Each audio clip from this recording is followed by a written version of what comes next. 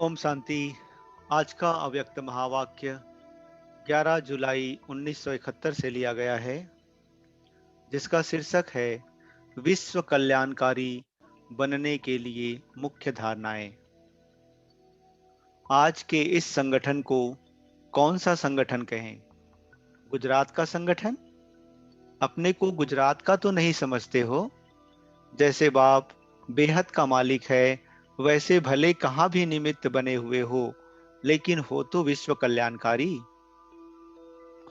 दृष्टि और वृत्ति अथवा स्मृति में भी विश्व कल्याणकारी की भावना सदैव रहती है कि गुजरात के कल्याण की भावना रहती है। गुजरात में रहते लक्ष्य तो विश्व का रहता है ना। बेहद के सर्विस में होना, यह तो निमित्त ड्यूटी दी हुई है, वह निमित्त बन करके बजा रहे हो। लेकिन नशा क्या रहता है? वर्णन तो यही करते हो ना, हम विश्व कल्याणकारी हैं, विश्व का परिवर्तन करना है। जो भी सर्विस करते हो वह सर्विस के साधन बनाते हो, उसमें भी शब्द तो विश्व का लिखते हो ना। विश्व का नव निर्माण करने वाले हो, विश्व का परिवर्तन होता जाता है। आवाज एक जगह किया जाता है, लेकिन फैलता तो चारों ओर है ना। भले निमित्त एक स्थान पर आवाज बुलंद करते हो, लेकिन फैसला तो चारों ओर है ना। तो विश्व कल्याणकारी बनने के लिए मुख्य दो धारणाएं आवश्यक है, जिससे हद में रहते भी बेहद का कल्याणकारी बन सकते हैं। अगर वह धारणा ना रहे तो उनका आवाज, उनकी दृष्टि बेहद विश्व के तरफ नहीं पहुंच सकती। विश्व कल्याणकारी बनने के लिए दो धारणाएं कौन सी है? आप किन दो धारणाओं के आधार पर विश्व के कल्याण का कर्तव्य कर रही हो? विश्व कल्याण की जो शुभ भावना है, उसका प्रत्यक्ष फल तो जरूर मिलता है। भावना का फल तो भक्ति मार्ग में भी मिलता है, लेकिन वह अल्पकाल, यहाँ है सदाकाल। उस प्रत्यक्ष फल की प्राप्ति के लिए मुख्य दो धारणाएं कौन सी हैं? बिगड़ धारणा के तो अपनी व सर्विस की उन्नति नहीं हो सकती। वह कर रहे हो और करनी ही है। करेंगे यह शब्द भी नहीं, करना ही है। मुख्य दो धारणाएं हैं, ईश्वरीय रुहाब और साथ में रहम। अगर रुहाब और रहम दोनों ही साथ साथ में है और समान है, तो दोनों गुणों की समानता से रूहानियत की स्टेज बन जाती। इसको ही रूहानियत व रूहानी स्थिति कहा जाता है। रुहाब भी पूरा हो और रहम भी पूरा हो। अभी रुहाब को छोड़ सिर्फ रहम करते हो, व रहम को छोड़ सिर्फ रुहाब में आते हो। इसलिए दोनों की समानता से जो रूहानियत की स्थिति बनती है, उसकी कमी हो जाती है। इसलिए सदैव जो कोई भी कर्तव्य करते हो, वह मुख से शब्द वर्णन करते हो, तो पहले चेक करो कि रहम और रुहाब दोनों समान रूप में है। दोनों को समान करने से एक तो अपना स्वमान स्वयं रख सकेंगे, दूसरा सर्व आत्माओं से भी स्वमान की प्राप्ति होगी। स्वमान को छोड़ मान की इच्छा रखने से सफलता नहीं हो पाती है। मान की इच्छा को छोड़ स्वमान में टिक जाओ, तो मान परछाई के समान आपके पिछाड़ी में आएगा। जैसे भक्त अपने देवताओं व देवियों के पीछे अंधश्रद्धावश भी कितने भाग दौड़ करते हैं, वैसे चैतन्य स्वरूप में स्वमान में स्थित हुई आत्माओं के पीछे सर्व आत्माएं मान देने के लिए आएंगी, दौड़ेंगी। भक्तों की भाग दौड़ देखी है? आप लोगों के यादगार जड़ चित्र हैं, उनमें भी चित्रकार मुख्य यही धारणा भरते हैं। एक तरफ शक्तियों का रुहाब भी फुल फोर्स में दिखाते हैं, और साथ साथ रहम का भी दिखाते हैं।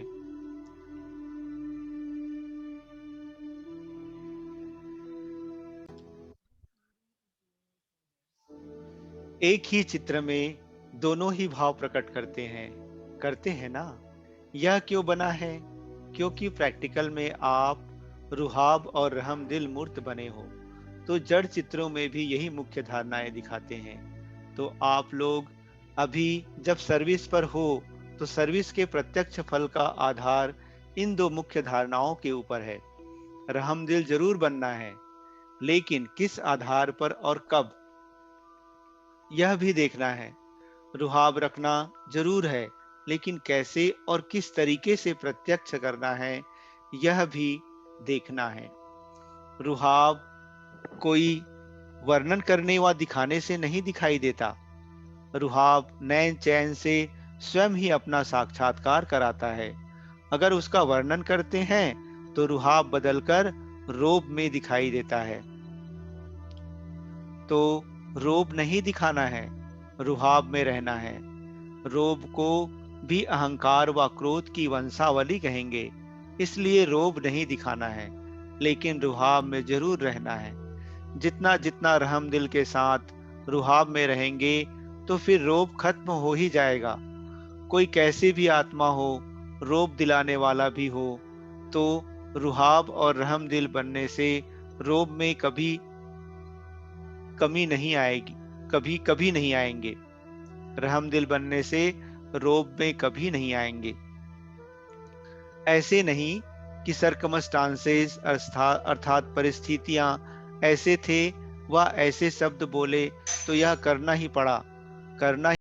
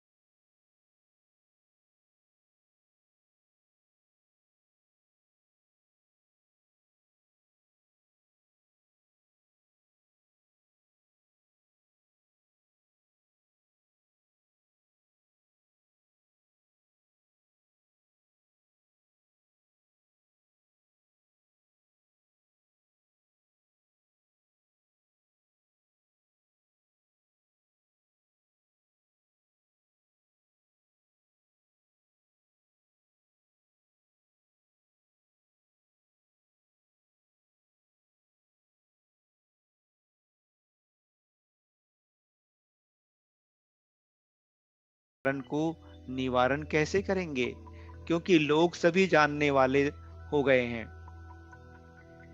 जैसे यहाँ दिन प्रतिदिन नॉलेजफुल बनते जाते हो, वैसे ही दुनिया के लोग भी विज्ञान की शक्ति से, विज्ञान की रीति से नॉलेजफुल होते जाते हैं। वह आप लोगों के संकल्पों को भी मस्तक से, नैनों से, चेहरे से चेक कर लेते हैं। जैसे यहाँ ज्ञान की शक्ति भरती जाती है, वहाँ भी विज्ञान की शक्ति कम नहीं है, दोनों का फोर्स है। अगर निमित्त बनने वालों में कोई कमी है तो वह छिप नहीं सकते। इसलिए तुम निमित्त बनी हुई आत्माओं को इतना ही विशेष अपने संकल्प, वाणी और कर्म के ऊपर अटेंशन रखना पड़े। अगर अटेंशन नहीं होता है तो आप लोगों के चेहरे में ही रेखाएं टेंशन की दिखाई पड़ती है। जैसे रेखाओं से लोग जान लेते हैं कि यह क्या क्या अपना भाग्य बना सकते हैं। तो अगर अटेंशन कम रहता है तो चेहरे पर टेंशन की रेखाएं दिखाई पड़ती है। उस माया के नॉलेजफुल जान लेते हैं, वह भी कम नहीं। आप लोग अपने आप को भी कभी अलबेले होने का कारण परख ना सको, लेकिन वह लोग इस बात में आप लोगों से तेज है, क्योंकि उन्हों का कर्तव्य ही यही है। इसलिए निमित्त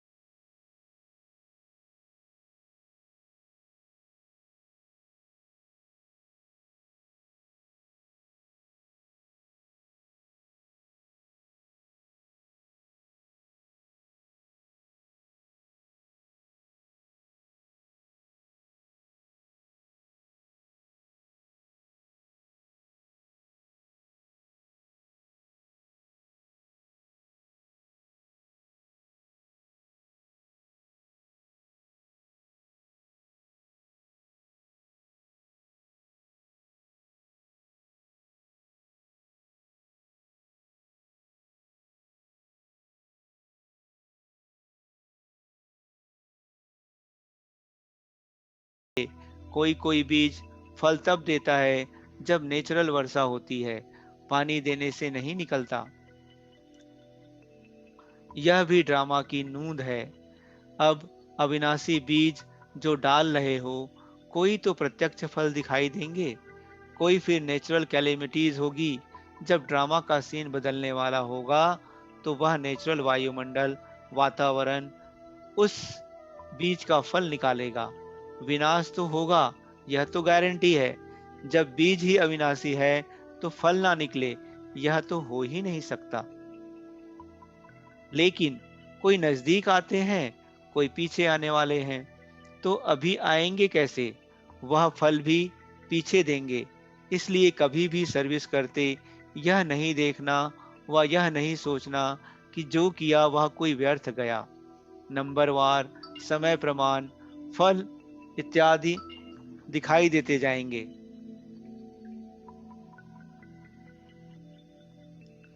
तो यह सक्सेसफुल ग्रुप है, नॉलेजफुल है, सर्विसेबल है, यह छाप है।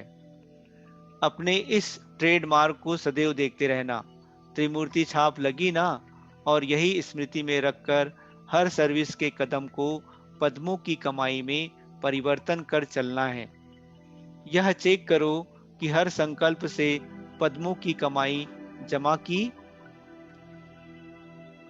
हर वचन से, हर कर्म से, हर कदम से पद्मों की कमाई जमा की। नहीं तो यह कहावत किस लिए है? हर कदम में पदम है। पदम कमल पुष्प को भी कहते हैं ना। तो पदम समान बनकर चलने से हर संकल्प और हर कदम में पद्मों की कमाई कर सकेंगे। एक संकल्प भी बिना कमाई के नहीं होगा। अब तो ऐसा अटेंशन रखने का समय है, एक कदम भी बिना पदम की कमाई के ना हो। निमित्त बना हुआ ग्रुप है ना, ताजधारी तो होना ही है। अपनी जिम्मेवारी का ताज जितना जितना धारण करेंगे, उतना दूसरे की जिम्मेवारी का ताज भी धारण कर सकेंगे। जो निमित्त टीचर्स हैं, ज्यादा नजर तो आप लोगों में सभी की है, सामने एग्जाम्पल तो आप हो, इसलिए ज्यादा जिम्मेवारी आप लोगों के ऊपर है। आप लोग एक दर्पण के रूप में उन्हों के आगे हो। आपके नॉलेज की स्थिति के दर्पण से अपने स्वरूप का साक्षात्कार कराने वाले दर्पण आप हो। तो जितना दर्पण पावरफुल, उतना साक्षात्कार स्पष्ट, तो उसकी स्मृति पावरफुल रहेगी। तो ऐसा दर्पण हरेक हो, जो सामने कोई आवे तो अपना साक्षात्कार ऐसा स्पष्ट करे जो वह स्मृति उसको कभी ना भूले। जैसे अपनी देह का साक्षात्कार होने बाद भूलते हो, जब देह अविनाशी स्मृति में रहती है, तो यह भी ऐसा साक्षात्कार कराओ जो वह स्मृति कभी भूले नहीं। पावरफुल दर्पण बनने के लिए मुख्य धारणा कौन सी है? जितना जितना स्वयं अर्पणमय होगा, उतना ही दर्पण पावरफुल। ऐसे तो अर्पणमय हो, लेकिन जो संकल्प भी करते हो, कदम उठाते हो, वह पहले बाप के आगे अर्पण करो। जैसे भोग लगाते हो तो बाप के आगे अर्पण करते हो ना, उसमें शक्ति भर जाती है। तो यह भी ऐसे हर संकल्प, हर कदम बाप को अर्पण करो। जो किया, जो सोचा, बाप की याद, अर्थात बाप के कर्तव्य की याद। जितना अर्पणमय के संस्कार, उतना पावरफुल दर्पण। हर संकल्प निमित्त बनकर करेंगे, तो निमित्त बनना अर्थात अर्पण। नम्रचित्त जो होते हैं, वह झुकते हैं। जितना संस्कारों में संकल्पों में झुकेंगे, उतना विश्व आपके आगे झुकेगी। झुकना अर्थात झुकाना, संस्कार में भी झुकाना, संस्कार में भी झुकना। यह संकल्प भी ना हो, दूसरे हमारे आगे भी तो कुछ झुके। हम झुकेंगे तो सभी झुकेंगे। सच्चे सेवाधारी होते हैं, वह जब सभी के आगे झुकेंगे, तब तो सेवा करेंगे। छोटे भी और प्यारे होते हैं, इसलिए अपने को सिखिल दे समझो। सर्व के स्नेही हो। बड़ों को तो फिर भी कहेंगे, छोटे तो छूट जाते हैं। लेकिन अपने में कोई कमी नहीं रखना। सभी के आगे जाने का लक्ष्य जरूर रखना है। आगे बढ़ते हुए भी आगे बढ़ाने वालों का रिगार्ड नहीं छोड़ना है। बढ़ाने वालों का रिगार्ड रखेंगे तब वह आपका रिगार्ड रखेंगे, आपको देख अन्य करेंगे। हैंड्स अर्थात विशाल बुद्धि, वे सभी तरफ देखते हैं कि नुकसान किसमें है, लाभ किसमें है। सभी विशाल बुद्धि, त्रिनेत्री, त्रिकालदर्शी हो। कोई भी कर्म देखकर पीछे करो, फिर यह कभी नहीं कहेंगे कि ना मालूम कैसे यह हो गया। जब चेकिंग कम होती है तब हो जाता है। त्रिकालदर्शी के यह शब्द नहीं है कि चाहते तो नहीं थे लेकिन हो गया। मास्टर सर्वशक्तिमान चाहे और वह ना कर सके, हो सकता है। हो सकता है क्या? अब यह भाषा खत्म करो। शक्तियां होना, शक्तियों का कर्म और संकल्प समान होता है। संकल्प एक और कर्म दूसरे, तो यह शक्ति की कमी है। अच्छा, ओम शांति।